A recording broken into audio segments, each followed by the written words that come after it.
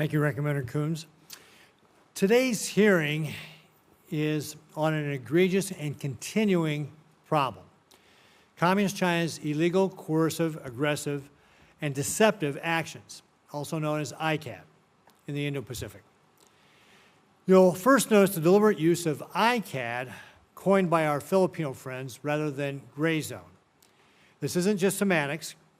Gray zone allows Communist China to muddy the waters with regard to its intention and its involvement. It's purposely trying to hide what it's trying to do, and gray zone allows them to be able to do that. ICAD dispels this ambiguity and allows for more appropriate responses. It is time to call out Beijing's behavior for what it actually is.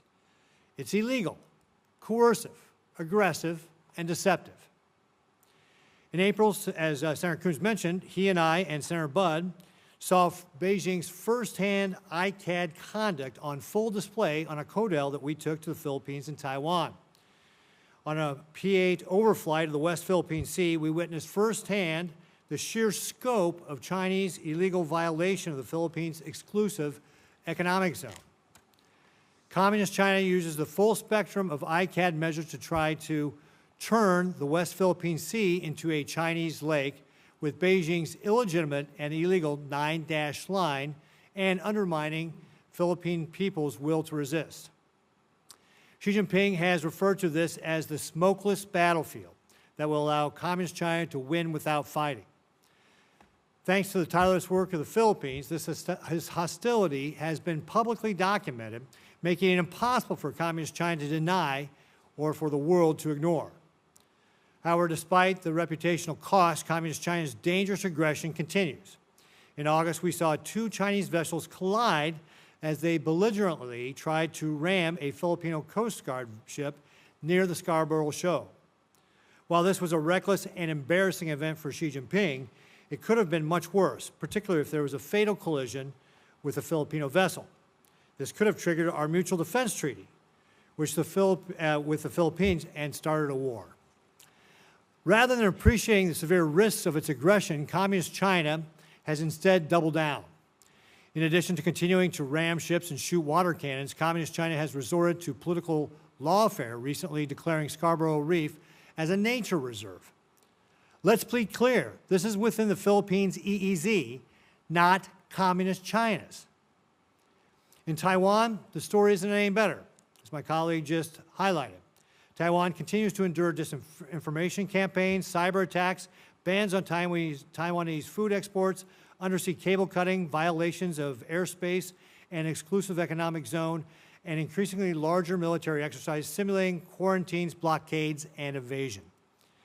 Under President Lai, Taiwan has taken critical steps to strengthen its resilience to Communist China's ICAD behavior, including increasing national level planning and conducting civil defense exercises. But Taiwan still remains particularly vulnerable to coercion. This was evident in a tabletop exercise that Senator Coons and I held with Mr. Singleton earlier this year, simulating Chinese pressure campaign targeting Taiwan's energy. While Taiwanese and U.S. defense planners are right to prepare for a PLA invasion, a more immediate risk might be that Communist China will use its ICAD tactics to destroy Taiwan's ability to push back.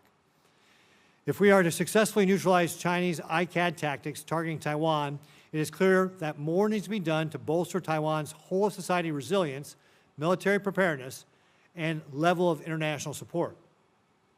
Concerningly, Beijing's ICAD playbook is not confined to the West Philippine Sea or the Taiwan Strait, but is now being used throughout the region.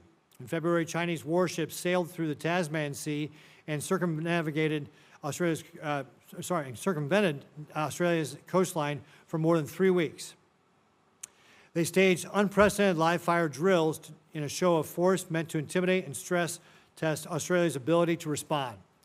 Communist China is also increasingly militarizing the Yellow Sea, installing dual-purpose platforms in disputed territory with South Korea. Similarly, Beijing has stepped up construction of drilling rigs and other platforms along the median line with Japan in the East China Sea, while it conducts a record number of Coast Guard patrols around the Senkaku Islands. So why does all this matter?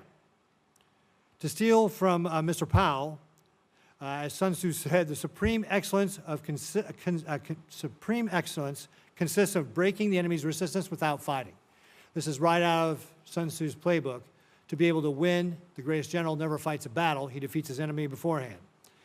Ultimately, Communist China would rather act as a python, slowly squeezing countries to resist rather than acting as a cobra and striking quickly. Communist China's ICAD tactics are central to this effort, or at the very least, they can provoke a kinetic response and give Beijing a pretext for self-defensive military action. The good news is we have allies and partners who are bravely confronting Beijing's ICAD behavior, but they're currently overmatched.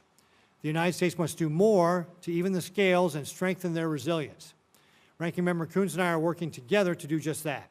We introduced the Taiwan Energy Security and Anti-Embargo Act, which would facilitate increased American LNG exports to Taiwan, encourage cooperation with Taiwan on nuclear energy use, and ensure commerce with Taiwan continues in a contingency.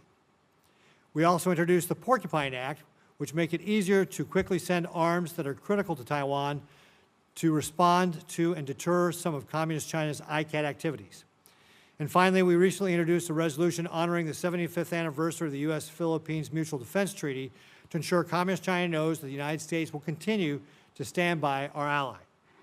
But more needs to be done, and I look forward to hearing from our witnesses to understand the evolution of Communist China's use of ICAD tactics and what the U.S. and specifically the Congress can do to combat them. And so we will now turn to our witnesses. We will ask our witnesses, keep your oral testimony to 5 minutes, please. And as a reminder, your written testimony will be submitted to the official record. Our first witness today is Craig Singleton. Mr. Singleton is a Senior Director for China and a Senior Fellow at the Nonpartisan Foundation for Defense of Democracies, where he focuses on great power competition with Beijing. A former U.S. diplomat with nearly 2 decades of service, he has worked extensively on China, North Korea, and the Indo-Pacific security. He also lectures at Stanford University on Chinese grand strategy.